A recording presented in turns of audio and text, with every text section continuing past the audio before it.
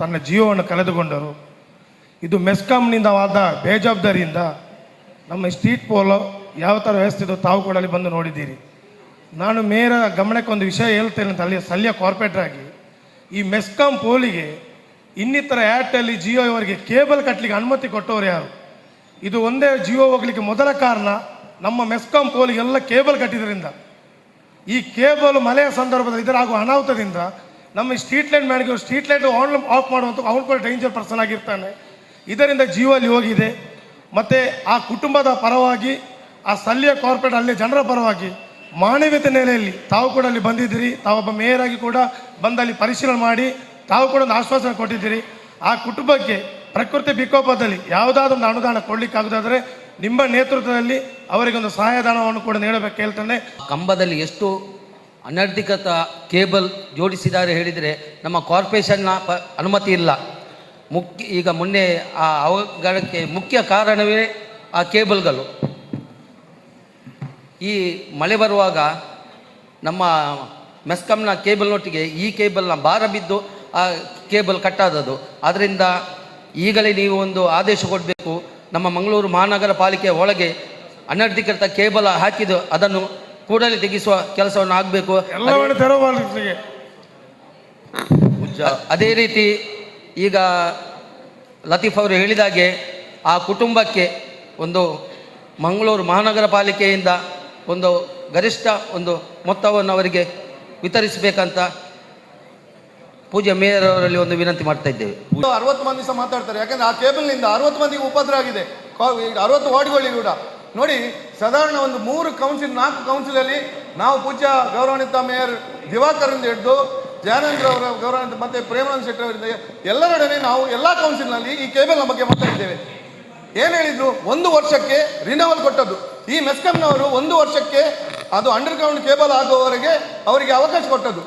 ಇದು ಆಗಿ ಈಗ 12 ವರ್ಷ ಹತ್ತಿರ ಬಂತು. ಹಾಗಾದರೆ ಈಗ ಅವರು ಹೊಸ ಕೇಬಲ್ ಅಳವಡಿಸಬೇಕಾದ್ರೆ ಕಾರ್ಪೊರೇಷನ್ NOC ಬೇಕಂತ ಹೇಳಿ ನಾವು ನಿರ್ಣಯ ಮಾಡಿದ್ದೇವೆ. ಯಾರು ಕೊಟ್ಟದ್ದು NOC? ಕೇಬಲ್ಗೆ ಅಲ್ಲಿ ಕೇಬಲ್ ಹಾಕ್ಲಿಕ್ಕೆ ಪುನಃ NOC ಕೊಟ್ಟವ್ರು ಯಾರು? ಇವಾಗ ಮೆಸ್ಕಾಂನವರು ನಾವು ನಿರ್ದೇಶನ ಕೊಟ್ಟಿದ್ದೇವೆ. ಇನ್ನು ಹೊಸ ಕೇಬಲ್ ಹಾಕಬೇಕಾದ್ರೆ ಮಂಗಳೂರು ಮಹಾನಗರ ಪಾಲಿಕೆಯ NOC ಬೇಕಂತ. ಈಗ ಅದರಿಂದ ಆಗುವಂಥ ಅನಾಹುತ ಏನು ಗೊತ್ತುಂಟಾ? ಮೊದಲು ಒಂದು ಮರ ಬಿದ್ದರೆ 1 ಕಂಬ 2 ಕಂಬ ನಮ್ಮ ಕಟ್ಟಾಗ್ತಿತ್ತು. ಈಗ ಒಂದು ಮರ ಖಾಲಿ ಒಂದು ಚಿಕ್ಕ ಮರ ಬಿದ್ದರೆ 15 ಕಂಬ ತುಂಡಾಗ್ತದೆ. ಯಾಕೆ ಗೊತ್ತುಂಟಾ? ಅವರ ಕೇಬಲ್ ಹಂಗೆ ಆ ಥರ ಉಂಟು. ಕ್ಲಾಂಪ್ ಹಾಕಿ ನಮ್ಮ ಸ್ಟ್ರೀಟ್ ಲೈಟ್ನ ಯಾವುದೇ ಒಬ್ಬ ಮೇಂಟೆನೆನ್ಸ್ ಮೇಲೆ ಹತ್ತುದಿಲ್ಲ. ಆ ಕ್ಲಾಂಪ್ ನೋಡಿ, ರೋಲ್ ಮಾಡಿ ಕಾರ್ಪೊರೇಷನ್ನ ಕಂಬಗಳು, ಸ್ಟ್ರೀಟ್ ಲೈಟ್ ಕಂಬಗಳಿರ್ಬೋದು, ಮೆಸ್ಕಾಂ ರೋಲ್ ಮಾಡಿ ಇಡ್ತಾ ಇದ್ದಾರೆ. ಮೆಸ್ಕಾಂ ಅಧಿಕಾರಿಗಳು ಅಲ್ಲಿ ಇಂಜಿನಿಯರ್ಸ್ ಇದ್ದಾರೆ. ಇವತ್ತು ಅನಾಹುತ ಆಯ್ತಲ್ಲ, ಎಕ್ಸಿಕ್ಯೂಟಿವ್ ಇಂಜಿನಿಯರ್ಸ್ ಇದ್ದಾರೆ, ಸುಬರ್ಡಿನೇಟ್ ಇಂಜಿನಿಯರ್ಸ್ ಏನು ಮಾಡ್ತಾ ಇದ್ದಾರೆ? ಇಡೀ ಕಂಬಗಳಿಗೆ ರೋಲ್ ಮಾಡ್ತಾರೆ. 10 ರೋಲ್ ಮಾಡಿ ಆ ಕಂಬದಲ್ಲಿ ಸಿಕ್ಕಿಸ್ತಾರೆ. ಇವರು ಏನು ಮಾಡ್ತಾ ಇದ್ದಾರೆ? ಅಲ್ಲ, ನಮ್ಮವ್ರು ಏನು ಮಾಡ್ತಾ ಇದ್ದಾರೆ? ನಾವು ಪ್ರತಿ ಕೌನ್ಸಿಲ್ 4 ವರ್ಷದಿಂದ ಬೊಬ್ಬೆ ಇಡ್ತಿದ್ದೇವೆ. ಅದಕ್ಕಿಂತ ಮುಂಚೆ ಬೊಬ್ಬೆ ಹಿಡಿದಿದ್ದೇವೆ. ಈಗ ಅದಕ್ಕೆ ಎಲ್ಲರಿಗಿಂತ ಮಿಗಿಲಾಗಿ ನೀವೇ ಮಾತಾಡಿದ್ರಿ ಆ ಸಂದರ್ಭದಲ್ಲಿ. ಅಲ್ಲ, ವಿಜಯದ ಸಮಸ್ಯೆಯಿಂದ ಅಲ್ಲ, ನಾನು ಒಂದೇ ಹೇಳೋದು, ಈಗ ಒಂದು ನೀವು ಆರ್ಡರ್ ಮಾಡಿ ಏನಂದ್ರೆ ಏನು ಓಪನ್ಗೆ ನೋಡಿ, ಅವರಿಗೆ ನಾವು ಅಂಡರ್ಗ್ರೌಂಡ್ ಕೇಬಲ್ ಅಳವಡಿಸಲಿಕ್ಕೆ ಅವಕಾಶ ಕೊಟ್ಟಿದ್ದೇವೆ. ಅವರ ಕಾಮಗಾರಿ ಸಂಪೂರ್ಣವಾಗಿದೆ. ಈಗ ಅಂಡರ್ಗ್ರೌಂಡ್ ಕೇಬಲ್ ಹಾಕಿದ್ದಾರೆ ಅವರು. ಪುನಃ ಯಾಕೆ ಇದನ್ನು ತೆರವುಗೊಳಿಸಿ ನಮಗೆ ನೀವು ಆದೇಶ ಮಾಡಿ, ನಾವು ನಮ್ಮ ಏನು ಗ್ಯಾಂಗ್ ವರ್ಕರಿಂದ ಕೇಬಲ್ ಅನ್ನು ತೆಗಿತೇವೆ. ಅವರು ಅಂಡರ್ಗ್ರೌಂಡ್ ಹಾಕ್ಲಿ. ನಾವು ಈಗ ಮೆಸ್ಕಾಂನವರು ಅಂಡರ್ಗ್ರೌಂಡ್ ಕೇಬಲ್ ಹಾಕ್ತಾ ಇದ್ದಾರೆ. ಕಂಬದಿಂದ ಕಂಬ ಬೇಡ ಅಂತ ಇವತ್ತು ನೀವು ಆದೇಶ ಕೊಡಬೇಕು. ಆದೇಶ ಮಾಡಿ. ಈಗ ಏನು ಓಪನ್ ಕೇಬಲ್ ಉಂಟು ಅದು ಜೀವಕ್ಕೆ ಅಪಾಯ ಆಗ್ತಾ ಉಂಟು, ಅದನ್ನು ತೆಗೆಯುವಂತ ಆದೇಶ ಮಾಡಿ, ನಾವು ತೆಗಿಸ್ತೇವೆ. ನಮ್ಮ ಮಂಗಳೂರು ಮಹಾನಗರ ಪಾಲಿಕೆಯ ವ್ಯಾಪ್ತಿಯಲ್ಲಿ ಇರತಕ್ಕಂತಹ ಎಷ್ಟು ಎಲೆಕ್ಟ್ರಿಕ್ ಪೋಲ್ ಇದೆ, ಅದರಲ್ಲಿ ಯಾವ ಕಂಪನಿಯವರು ಆ ಒಂದು ಕೇಬಲನ್ನು ಹಾಕಿದ್ದಾರೆ ಮತ್ತು ಅದಕ್ಕೆ ಪರ್ಮಿಷನ್ ಎಲ್ಲಿಂದ ತಗೊಂಡದ್ದು. ನಾವು ಈಗಾಗಲೇ ನಮ್ಮ ಕೌನ್ಸಿಲಲ್ಲಿ ಕೂಡ ನಿರ್ಣಯ ಮಾಡಿ ಯಾವುದೇ ಕೇಬಲ್ ಹಾಕೋದಿದ್ರೂ ಕೂಡ ಮಂಗಳೂರು ಮಹಾನಗರ ಪಾಲಿಕೆಯ NOCಯನ್ನು ಪಡ್ಕೊಂಡು ಏನು ಕೇಬಲ್ ಹಾಕಬೇಕೆಂಬಂತಹ ಒಂದು ಆದೇಶವನ್ನು ಮಾಡಿದ್ದೇವೆ. ಅದು ಸರಿಯಾಗಿ ನೀವು ಪಾಲನೆ ಮಾಡ್ತಾ ಇದ್ದೀರಾ ಇಲ್ವಾ? ನೀವು ಸ್ಪಷ್ಟವಾಗಿ ಯಾರು ಮೆಸ್ಕಾಮಿನ ಅಧಿಕಾರಿ ಯಾರಿದ್ದಾರೆ? ಈಗ 2 ವರ್ಷದಿಂದ ಈಚೆಗೆ ನಮ್ಮ ಇಲ್ಲಿ ಕಾರ್ಪೊರೇಷನಿಂದ ಆರ್ಡರ್ ಕೊಟ್ಟ ನಂತರ ನಾವು NOC ಇಲ್ಲದೆ ಯಾರಿಗೂ ಕೂಡ ಪರ್ಮಿಷನ್ ಕೊಡ್ತಾ ಇಲ್ಲ.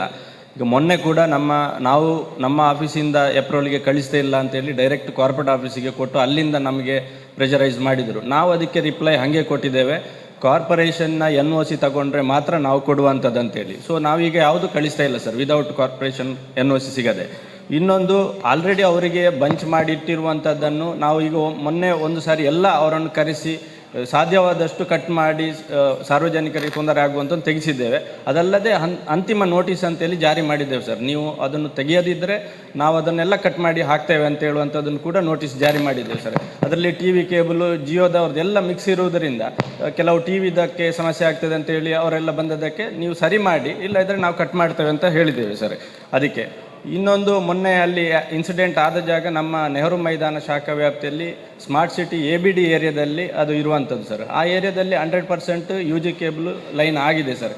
ಈಗ ಅದು ಸ್ಟ್ರೀಟ್ ಲೈಟ್ ಇರುವಂಥದ್ದನ್ನು ಕೂಡ ಸ್ಮಾರ್ಟ್ ಸಿಟಿಯಿಂದ ಮಾಡ್ತಾ ಬರ್ತಾ ಇದ್ದಾರೆ. UG ಕೇಬಲ್ ಹಾಕಿ ಸಪ್ರೇಟ್ ಪೋಲ್ ಹಾಕಿ ಬರ್ತಾ ಇದ್ದಾರೆ. ಅಲ್ಲಿ ಎಲ್ಲೆಲ್ಲೇ ಮಾಡಿದ್ದಾರೆ ಆ ಕಂಬವನ್ನು ನಾವು ತೆಗಿತೇವೆ, ಆವಾಗ ಕಂಪ್ಲೀಟ್ ಅವರ ಕೇಬಲ್ನು ಹೋಗ್ತಾ ಇದೆ. ನಮ್ಮ ಒಂದೇನು ಹೇಳಿದರೆ, ಈಗಾಗಲೇ ಏನು ನಮ್ಮ ವಿದ್ಯುತ್ ಇದಕ್ಕೋಸ್ಕರ ಹಾಕಿದ ಕಂಬಗಳಲ್ಲಿ ಈ ರೀತಿಯ ಕೇಬಲ್ಗಳು, ಇಂಟರ್ನೆಟ್ನ ಕೇಬಲ್ಗಳು, ಇನ್ನಿತರ ಕೇಬಲ್ಗಳು ಆದೋಗಿದೆ. ಅದರ ವಿವರಣೆ ಕೊಡಬೇಕು, ಯಾವ ಯಾವ ಕಂಪನಿಯವರು ಈಗ ಹಾಕಿದ್ದಾರೆ ಅದರದ್ದು ಒಂದು ವಿವರಣೆಯನ್ನು ಕೂಡ ನಮಗೆ ಬೇಕು. ಇನ್ನೊಂದು ಬಹಳ ಪ್ರಮುಖವಾದಂಥ ವಿಚಾರ ಏನು ಹೇಳಿದರೆ, ಈಗ ಮೆಸ್ಕಾಮಿನ ಅಧಿಕಾರಿನೂ ಕೂಡ ಹೇಳಿದರು, ABD ಏರಿಯಾದಲ್ಲಿ ಅಂದರೆ ಆ ಮೈದಾನ ಸೆಕ್ಷನ್ಗೆ ಸಂಬಂಧಿಸಿದಂತೆ ಜಪ್ಪು ಆ ಕಡೆ ಎಲ್ಲ ABD ಏರಿಯಾದಲ್ಲೂ ಕೂಡ ಎಲ್ಲ ಕಡೆ UG ಕೇಬಲ್ಗಳು ಆಗಿಲ್ಲ. ಮೈದಾನ ವಿಭಾಗಕ್ಕೆ ಸಂಬಂಧಿಸಿದಂಥ ABD ಏರಿಯಾದಲ್ಲಿ UG ಕೇಬಲ್ಗಳು ಆಗಿದೆ. ಆದರೆ ಅಲ್ಲಿ ಏನಾಗಿದೆ ಹೇಳಿದರೆ, ನಾನು ಇದನ್ನು ಯಾಕೆ ಹೇಳ್ತೇನೆ, ಅನುಭವ ಇದೆ. ನಮ್ಮ ಮಂಗಳಾದೇವಿ ಮತ್ತು ಆ ಮಂಕಿ ಸ್ಟ್ಯಾಂಡ್ ರೋಡ್ ಇದೇನೆ, ಅದು ಲೂಪ್ ರೋಡ್ ಇದ್ದೇನೆ, ಅಲ್ಲಿ ನಾವು ಸ್ಮಾರ್ಟ್ ಸಿಟಿಯಿಂದ ಒಂದು 5 ಕೋಟಿ ಖರ್ಚು ಮಾಡಿ ನಾವು UG ಕೇಬಲನ್ನು ಹಾಕಿದ್ದು. ಅಂದರೆ ಮೆಸ್ಕಾಮ್ನವರು ಹೇಳಿದರು, ನಮ್ಮ UG ಕೇಬಲ್ ನಿಮ್ಮ ಭಾಗಕ್ಕೆ ಬರೋದಿಲ್ಲ, ನಮ್ಮ ಮೈದಾನ ಸೆಕ್ಷನ್ಗೆ ಮಾತ್ರ ABD ಏರಿಯಾ ಆದರೂ ಬರ್ತಾ ಇಲ್ಲ ಅಂತ ಹೇಳಿದ್ದಕ್ಕೆ ನಾವು ಹಾಕಿದ್ದು. ಆದರೆ ಏನಾಯಿತು, ಆ ಕಂಬಗಳೆಲ್ಲ ಹೋಗುವಾಗ, ಮೆಸ್ಕಾಮ್ನ ಕಂಬಗಳೆಲ್ಲ ಹೋದ ತಕ್ಷಣ ಒಮ್ಮೆಗೆ ಒಂದು 4-10 ದಿವಸಕ್ಕೆ ಆ ಕಂಬಗಳು ಆ ವಯರ್ಗಳೆಲ್ಲ ಮಾಯ ಆಯಿತು. ಯಾವುದು ಇಂಟರ್ನೆಟ್ಟಿನ. ಆದರೆ ಈಗ ಮೆಸ್ಕಾಂ ಅಧಿಕಾರಿ ಹೇಳಿದ ಹಾಗೆ ಯಾರ ಅನುಮತಿ ತಗೊಂಡಿದ್ದಾರೆ? ಪ್ರೈವೇಟ್ ಪೋಲ್ಗಳನ್ನು ಹಾಕಿದ್ದಾರೆ. ಈ ಕೇಬಲ್ಗಳು ಒಂದು ನಿಮಿಷ, ಈ ಕೇಬಲ್ ಮತ್ತು ಯಾರು ಇಂಟರ್ನೆಟ್ನ ಕಂಪನಿಗಳು ಆ ಎಲ್ಲ ರಸ್ತೆಗಳಲ್ಲಿ ಪ್ರೈವೇಟ್ ಪೋಲ್ಗಳನ್ನು ಹಾಕಿದ್ದಾರೆ. ನಾವೇನು ಸುಂದರೀಕರಣ ಮಾಡಬೇಕು, ಒಂದು ಒಳ್ಳೆಯ ವಿದ್ಯುತ್ ಸ್ಟ್ರೀಟ್ ಲೈಟನ್ನು ಹಾಕಬೇಕೆನ್ನೋ ಒಂದು ಉದ್ದೇಶದಲ್ಲಿ ಇಕ್ಕೆಲಗಳಲ್ಲಿ ಅಷ್ಟು ಅಲಂಕಾರಿಕ ಕಂಬಗಳನ್ನು ಹಾಕಿದ್ದೇವೆ, ವಿದ್ಯುತ್ ಕಂಬಗಳನ್ನು ಇದು ದಾರಿದೀಪದ ಕಂಬಗಳನ್ನು ಹಾಕಿದ್ದಾರೆ. ಅದಕ್ಕೆಲ್ಲವರು ಕೂಡ ಸುತ್ತಕೊಂಡು ಕೇಬಲ್ಗಳನ್ನು ಹಾಕ್ತಾರೆ. ಹಾಗಾದರೆ ಮೆಸ್ಕಾಂ ಮಾತ್ರ ಅಲ್ಲ, ನಾವು ಜಂಟಿಯಾಗಿ ನಮ್ಮ ನಗರ ಪಾಲಿಕೆ ಅಧಿಕಾರಿಗಳು ನಾವು ಮೆಸ್ಕಾಂ ಜೊತೆಯಾಗಿ ಇದರ ಜೊತೆಗೆ ಕಾರ್ಯಾಚರಣೆ ಮಾಡಬೇಕು, ಕೆಲಸ ಮಾಡಬೇಕು, ಒಂದು ಸರಿಯಾದ ನಿರ್ಧಾರವನ್ನು ಇಲ್ಲಿ ತಗೊಳ್ಬೇಕು. ಅದರ್ವೈಸ್ ಇದರಲ್ಲಿ ಸಮಸ್ಯೆ 100ಕ್ಕೆ 100 ಪರಿಹಾರ ಆಗೋದಿಲ್ಲ. ಅದಕ್ಕೋಸ್ಕರ ನಾನು ಮೇಯರ್ ಅವರು ಹೇಳ್ತೇನೆ, ಈಗಿರುವಂಥ ಕೇಬಲ್ಗಳು ಏನು ವಿದ್ಯುತ್ ಅರಿವಿಗೋಸ್ಕರ ಹಾಕಿದಂತಹ ಕಂಬದಲ್ಲಿ ಎಲ್ಲೆಲ್ಲಿ ಈ ರೀತಿಯ ಕೇಬಲ್ಗಳು ಪ್ರೈವೇಟ್ ಇವರ ಬೇರೆ ಇಂಟರ್ನೆಟ್ ಕಂಪನಿಗಳ ಕೇಬಲ್ಗಳೇನಿದೆ ಅದರ ಜೊತೆಗೆ ಪ್ರೈವೇಟ್ ಪೋಲ್ ಹಾಕಿ ಸಾಕಷ್ಟು ರಸ್ತೆಗಳಲ್ಲಿ ಅವರು ಹಾಕಿದ್ದಾರೆ. UG ಕೇಬಲ್ ಹಾಕಿದ ಮೇಲೆ ಏನು ಇವರು ವಿದ್ಯುತ್ ಕಂಬವನ್ನು ತೆಗೆದಿದ್ದಾರೆ, ಅಲ್ಲಿ ಪ್ರೈವೇಟ್ ಪೋಲ್ ಹಾಕಿದ್ದಾರೆ. ಇದೆಲ್ಲವನ್ನ ಒಂದು ವರದಿ ರೂಪದಲ್ಲಿ ತಗೊಂಡು ಯಾರ್ಯಾರ ಕಂಪನಿಯಿಂದ ಹೋಗಿದೆ, ಏನು ಹೋಗಿದೆ ಅದನ್ನು ಮಾಡಿ ಹಂತವಂತಾಗಿ ಎಲ್ಲವನ್ನ ಅದನ್ನು ತೆಗೆಯುವಂಥ ಕೆಲಸ ಆಗಬೇಕು. ಮತ್ತು ಏನು ಸಾಕಷ್ಟು ಸದಸ್ಯರು ಹೇಳಿದ್ದಾರೆ, ಯಾವುದೇ ಕಾರಣಕ್ಕೆ ಇದು ಮೇಲಿಂದ ಹೋಗಬಾರ್ದು, ಭೂಗತವಾಗಿ ಆ ಕೇಬಲ್ಗಳು ಹೋಗುವ ರೀತಿಯ ಒಂದು ನಿರ್ಣಯವನ್ನು ಮಾಡಬೇಕು ಪಡಿಸಿದ್ದಾರೆ. ಅದರಲ್ಲಿ ಕೆಲವು ಸಲ ಮೆಸ್ಕಾಂನವರು ಇತ್ತೀಚೆಗೆ ಜಿಲ್ಲಾಧಿಕಾರಿಗಳ ನಿರ್ದೇಶನದಂತೆ ಕೆಲವೆಲ್ಲ ತೆರವುಗೊಳಿಸಿದ್ದಾರೆ, ಯಾವುದೆಲ್ಲ ಇದಾಗಿ ನಿಂತಿತ್ತು ಅದನ್ನೆಲ್ಲ.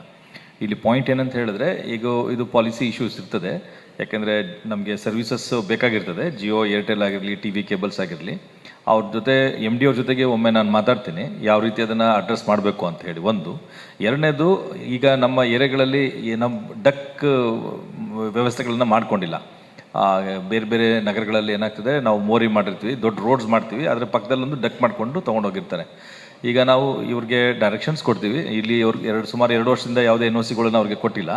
ಅವರು ಯಾವ ರೀತಿ ಕೇಬಲ್ ಅಂಡರ್ಗ್ರೌಂಡ್ ತೊಗೊಂಡು ಹೋಗ್ಬೇಕಂತ ಹೇಳಿ ಒಂದು ಪ್ಲಾನ್ ಆಫ್ ಆ್ಯಕ್ಷನ್ ಮಾಡಿಸಿ ಕ್ರಮೇಣವಾಗಿ ಒಂದೊಂದೇ ಏರಿಯಾದಲ್ಲಿ ಅದನ್ನು ರಿಮೂವ್ ಮಾಡೋಷ್ಟಕ್ಕೆ ಕ್ರಮ ತೆಗೆದುಕೊಳ್ಳಕ್ಕೆ ನಾವು ಕ್ರಮ ವಹಿಸ್ತೀವಿ ಅಂತ ಈ ಸಭೆಗೆ ತಿಳಿಸ್ತೇನೆ. ಪ್ಲೇಯರ್ಸ್ ಕೂಡ ಹಾಕಿದ್ದಾರೆ.